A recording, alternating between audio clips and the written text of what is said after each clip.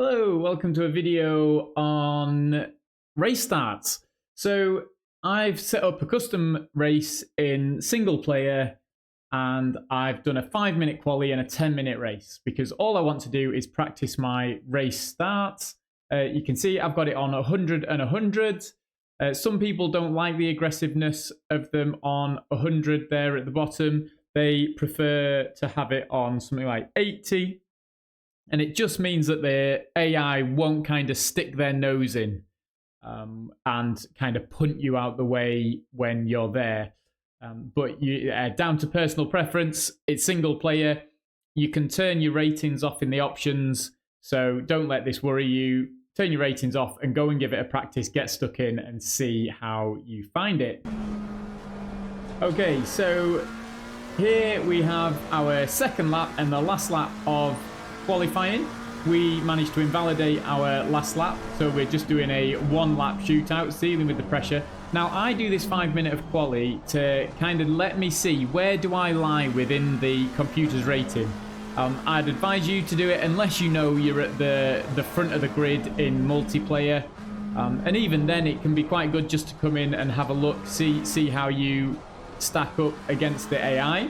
Not the fastest of corners there, but we are just wanting to set a lap now, see what we're like, and across the line we'll go. We'll set our first and only lap, and it is going to jump us to second place. We are half a second off the top, so this is the right level. I would actually have a really good race here. I think we can do low 34s. I think we might even be able to get into the 33s. So maybe after we've done a few laps, we'd be out at the front and we would leave them, but it would put us under pressure. So I think even now the AI can be a really good race. And if I start from the back, you could do a longer race and see how far can you climb through the ranks. So we're about where we want to be. If we want to fight for the win, this would be a really good position to be in. Yeah, if you're way at the bottom, then you may want to go back and turn the difficulty down, or the AI, their bit, turn it down to 95, 90. Come back in, do another 5-minute session, see where you land. And then that should tell you whereabouts you're going to be. Now, I want to be having the AI in front and behind me so that when I start, it's simulating a real race. I would like them to be at my pace. This is what I would say you can practice. Now, there's a few caveats here. One is that when you start, you can just run at the back of the car in front and just stay on the accelerator, and when it goes green, it will set you off and you'll be fine and you'll get the best start that you can. However, that's not how the online racing works, so I would suggest you do what I do here. Try and simulate the online race. Give that gap, sit on your brake, wait for the go, and then get going. Now, normally you don't get a huge start on the car in front, so I shifted up some gears just to try and sit in the middle of the pack. I'm trying to watch the radar, trying to race, not hit the car in front, and just trying to simulate that race start.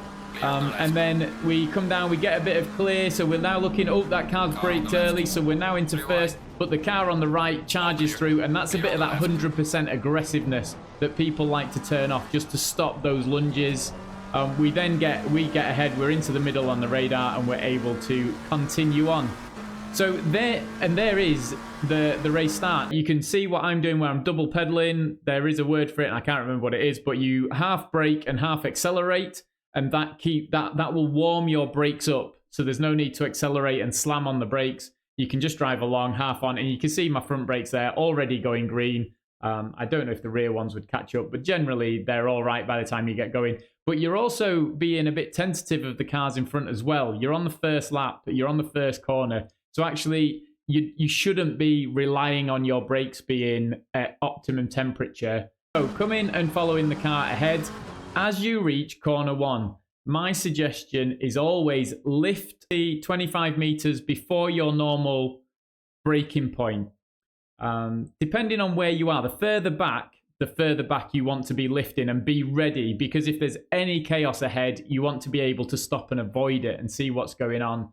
So we come through here, and as we get up here, you can see we're already on the brakes.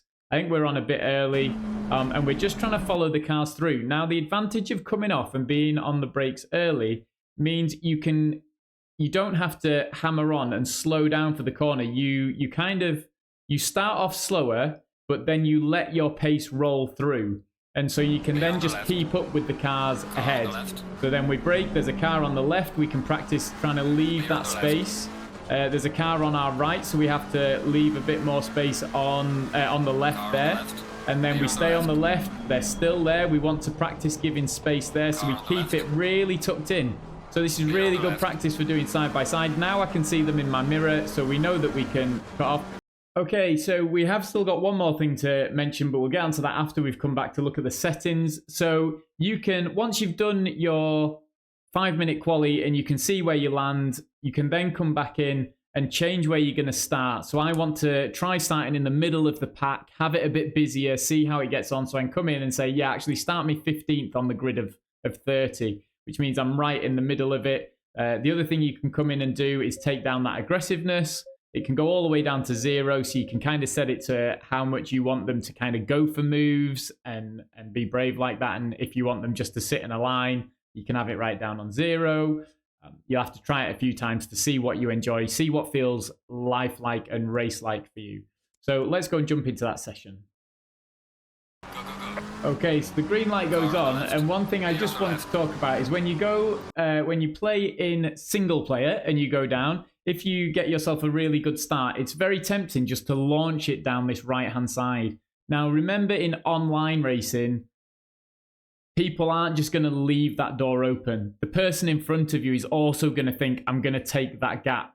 So when you see a gap when you're racing online, don't assume that it's going to be the same as single player, that you're like, oh yeah, I know at the start they all brake early and I can send it down the right-hand side and I can overtake 5 or 6 cars going into turn 1 and I make the apex. So it's all a legitimate move. It is a legitimate move. However, in online racing, it is probably 99 times out of 100 not going to work. So you want to lift before you go in. And when I'm practicing here in single player, just to have a look at my race starts and see what it's like side by side, and thinking on the fly about, is there somebody on the other side? Do I suddenly have to leave room for them as I go around the corner? I'll sit behind the car in front. Rather than head down the gap, I'll lift off the accelerator and be ready to brake and kind of follow the car in front and see how they get on. And you can see there, I've been forced off the track, so it's actually quite a good practice, or I've driven off the track, depends how you, you read into that. But you can see how nice and good practice this is to get used to what's going on at the start.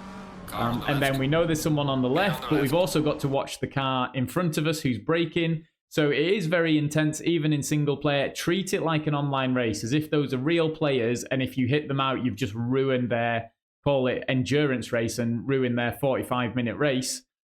That's not quite endurance. But as we come in here, we see the gap. The car on our left is braking early.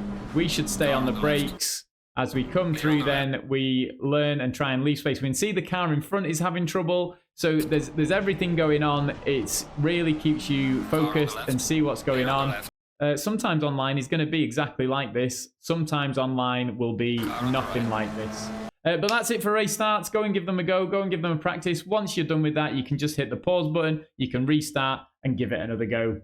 Happy racing. Look forward to seeing you on track.